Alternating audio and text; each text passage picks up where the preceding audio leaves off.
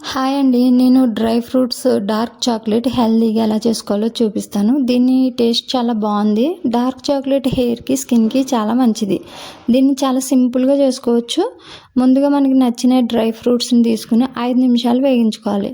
తర్వాత వీటిని మిక్సీలో వేసుకుని ఒక పల్స్ ఇచ్చి చెక్క ముక్కలుగా చేసుకోవాలి. మెత్తగా చేసుకోకూడదు, చెక్క ముక్కలుగా చేసుకోవాలి ఈ విధంగా. తర్వాత స్టవ్ పైన ఒక గిన్నెలో వాటర్ తీసుకుని ఇంకొక బౌల్లో చాక్లెట్ వేసుకుని మెల్ట్ చేసుకోవాలి. ఇక్కడ అమూల్ వాళ్ళ డార్క్ చాక్లెట్ తీసుకున్నాను.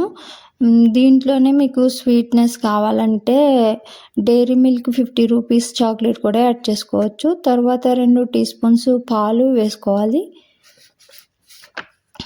ఇది బాగా కలుపుకొని ఈ డ్రై ఫ్రూట్స్ని అన్నింటినీ వేసుకుని 5 నిమిషాలు బాగా కలుపుకోవాలి.